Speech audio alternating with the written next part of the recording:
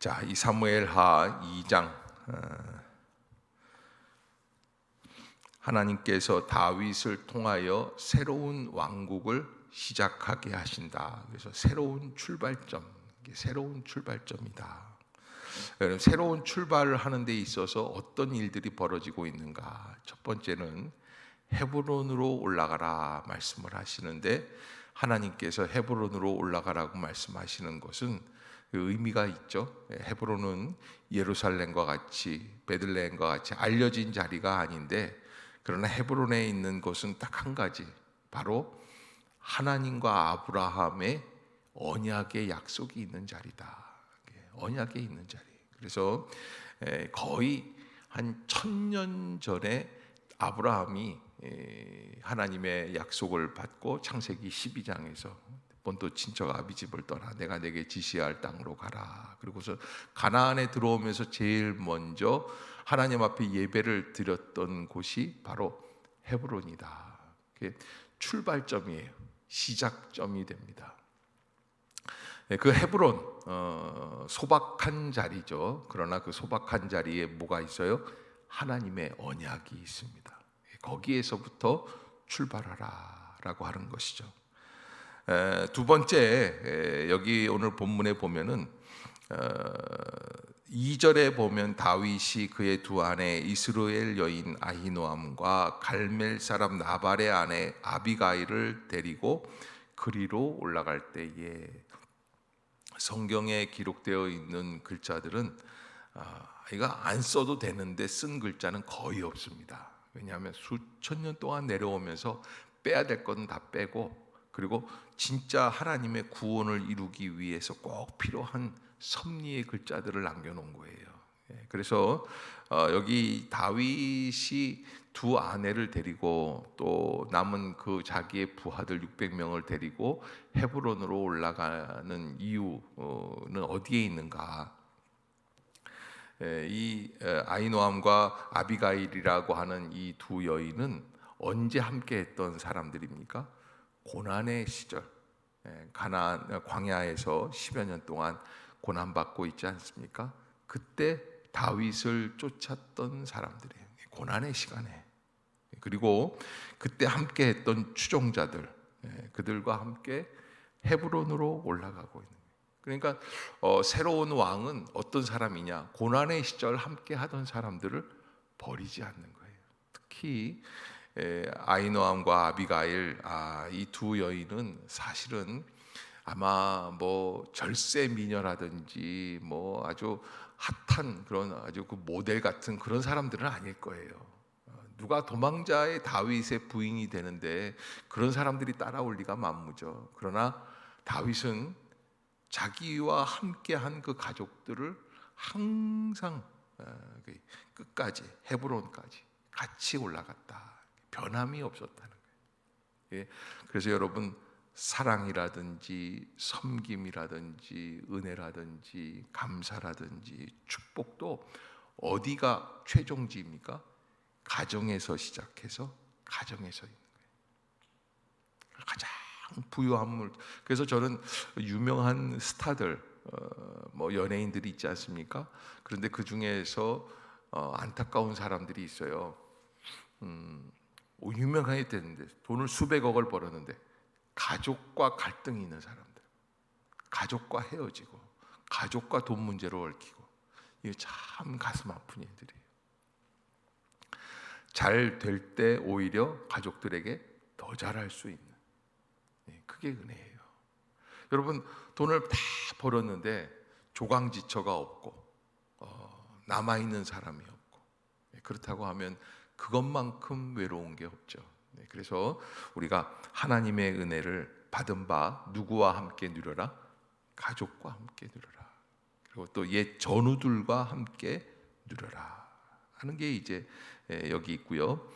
그래서 이제 4절에 유다 사람들이 와서 거기서 다윗에게 기름을 부어 유다 족속의 왕으로 삼게 됩니다. 이 또한 창세기 38장에서 야곱이 이스라엘 12아들들에게 약속해 줄 때, 언약의 기도를 해줄 때, 그때 유다 지파에게 주었던 언약이 이루어지는 근거가 바로 여기에 있습니다. 그래서 약속대로 이루어지는 게 되고요. 그 다음에 이제 5절에 보면은 다윗이 길르앗 야베스 사람들에게 전령들을 보내 그들에게 이르되 너희가 너희 주 사울에게 이처럼 은혜를 베풀어 그를 장사하였으니 여호와께 복을 받을지어다. 그러니까 새로운 이스라엘 왕국의 지도자 왕은 어떤 사람이냐? 자기의 원수였던 사울을 잘 보살펴 주었던 그 사람에게조차도 어떻게 해요? 너그러움을 베풀어주고 오히려 잘했다고 칭찬해주고 그렇게 해서 마음에 품을 수 있는 넓은 사람, 그런 사람이 바로 진정한 지도자다. 여기 여러분 이렇게 그냥 역사적 사실들을 기술한 것 같지만 그러나 그 안에 꼭 필요한 말씀들이 기록이 되어 있는 거예요. 어떤 사람들이 되느냐라고 하는 것이죠.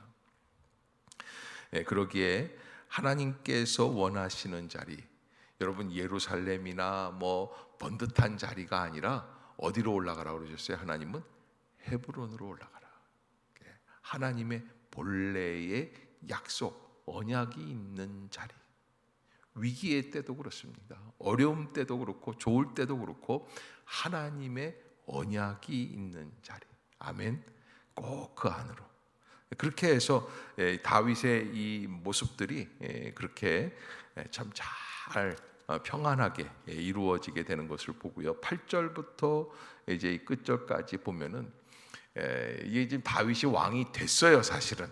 그러나 왕이 됐다고 해서 전 이스라엘 12지파를 하루에 다 품는 것은 아닙니다.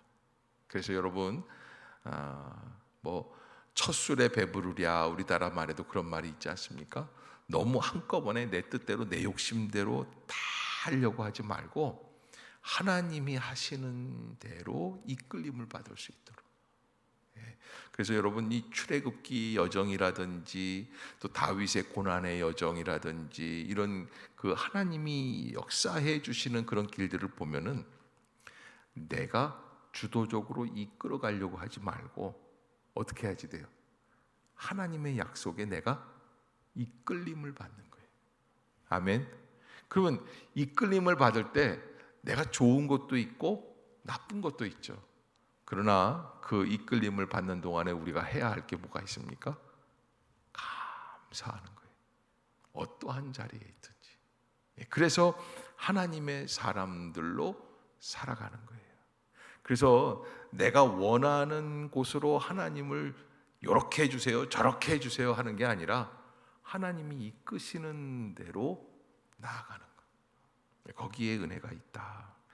그렇게 한 다음에 이제 이 8절부터 이 끝절까지는 다윗의 부하들과 사울의 부하들, 그들이 남아있는 갈등이 지금 연속이 됩니다.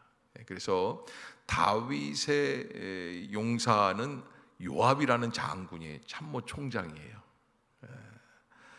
그 다음에 이 사울은 아브넬이라고 하는 사람이거든요. 그런데 이 아브넬과 요압이 원수가 돼요. 그러니까 앞으로 이 두 부류가 하나가 되기는 쉽다 어렵다? 어려운 거죠. 그런 아주 그냥 그 어려운 관계가 지금 이렇게 왜 이렇게 됐는지 갈등이 있고 서로 죽이고 찌르고 뭐 어떻게 하니 이것들이 쭉 기록이 되어 있는 모습들. 그래서 아직까지 갈등이 다 남아 있어요. 넘어가야 할 강들이 많아요. 이렇게 그 하나님 앞에서 그렇게 시작을 해서 넘어가야 할 것들이 한 7년 몇 개월이 남아 있어요. 7년 동안 다윗은 이 어려운 갈등들을 다 치유합니다. 그러기 위해서 하나님이 그 7년의 기간 헤브론에서의 왕의 시절을 허락해 주시고 그렇게 7년 6개월 동안 그렇게 쭉 해나가면서 이 상처들을 다 마무리해야지 되는. 그래서 여러분 하나님이 주신 축복이라고 한 번에 다 그냥 꿀꺽 삼키려고 하지 말고 남아있는 갈등들을 먼저 치유하여라. 그게 은혜다. 오늘 이 사무엘 2장은 새로운 왕, 새로운 시대, 새로운 나라를 이끌어 가시는 하나님, 그런데 그 하나님 앞에서 새로운 지도자가 된 다윗의 모습들, 어디로 올라가라? 헤브론이에요. 헤브론. 그 자리에서부터 다시 시작하는 거예요. 의리를 지키고 가족 간의 사랑을 함께 나누고, 그러면서도 너 하나님 앞에서 맡겨진 일들을 최선을 다해서 다 감당해 나가.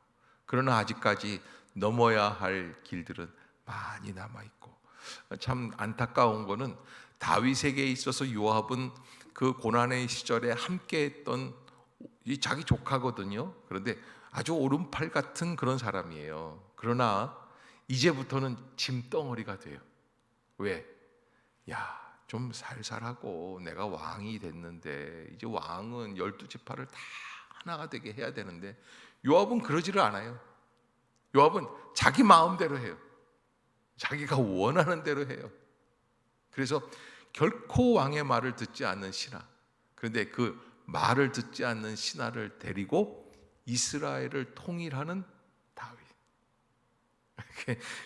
참 어려운 일이죠. 여러분, 왕이 되면 다 끝나는 줄 아는데 숙제가 많습니다. 넘어야 할 길들이 많이 있어요. 그래서 내 생각대로 되는 게 아니기 때문에 하나님의 은혜 가운데 잘 합력해서 선을 이루어 갈 수 있는 그런 은혜가, 다윗이 정말 바라볼 수 있는 건 왕이 됐든지 왕이 되기 전이든지 똑같아요. 누구만을 바라볼 수밖에 없어요? 여호와 하나님만을 바라볼 수밖에 없다. 아멘. 여러분 꼭 잊지 마시고 믿음으로 하나님의 섭리의 길을 감당해 나갈 수 있기를 주의 이름으로 축복합니다.